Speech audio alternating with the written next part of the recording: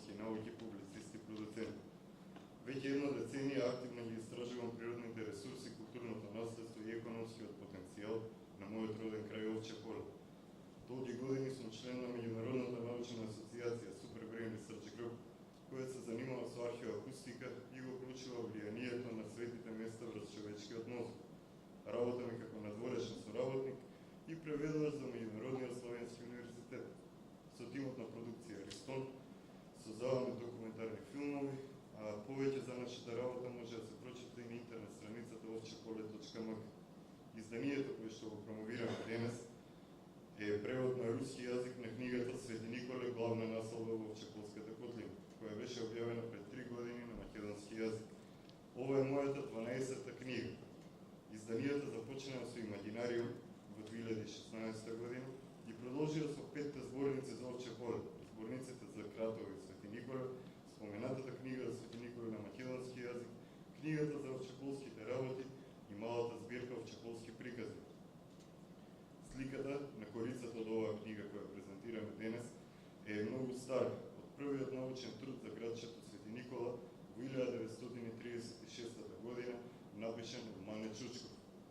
Насловот на изданието е инспириран од вториот научен труд за Свети Николе од 1962 година од Јован Трифуновски.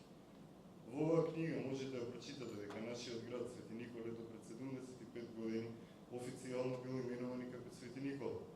Во книгата се содржани кратки описи на минатото на големото Овчеполие, податоци за старите патишта и друмови кои минувале овде, информации за населбата Свети Никола од 19 век, приказ на случувањата во градот во 20 век, текст за народните култови и традиции од нашиот крај, дополнете со неколку фотографии, мапи и преводи на стари книги во кои што се пишувало за Овчеполие и Свети Никола.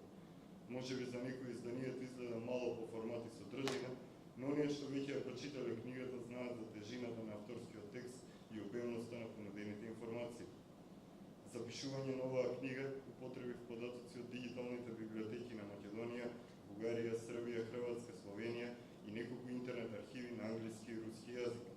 Текстот на книгата содржи информации од 15 стари списанија од крајот на 19-тиот и почетокот на 20-тиот век, податоци од околу 30 книги од мојата лична роднокрајна библиотека, податоци од дузина стари весници од Македонија, Бугарија и Србија, извори од 20 на стари книги на руски, српски и бугарски јазик од 19 и 20 век, дополнети со факти од официјални службени гласници од поранешна Југославија и независна и суверена Република Македонија.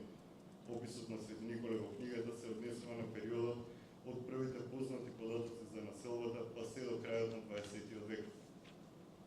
Се надевам дека ќе ме послужи здравјето и ќе дочекаме убави времиња за да објавиме книга за Свети Николе во која би били опишани и првите децении од овој 21 век.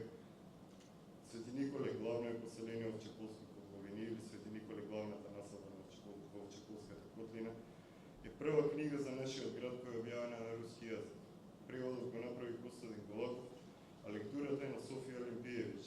Голема благодарност до мојот пријател доктор Јордан Ѓорчев за одлуката со која што нашата книга стана дел од денешниот настан и добивме можност да го представиме нашиот град во книга на еден од најговорените светски јазици. Денешно Свети Николе представува главна населба во Овчеполската котлина многу одамна, а на територијата каде што се наоѓа денешниот град се потврдени пронајдоци не само од средниот век, туку и од рано христијанскиот период, антиката, но и неолитот, што го покажуваат цивилизацијскиот континуитет на овие простори, поволните климатски услови, неограничените природни ресурси, културното наследство и економскиот потенцијал на Овче поле се вистински предизвик за целото човештво во 21 век и покрај проблемите со кои што се соочува локалното население во секојдневието,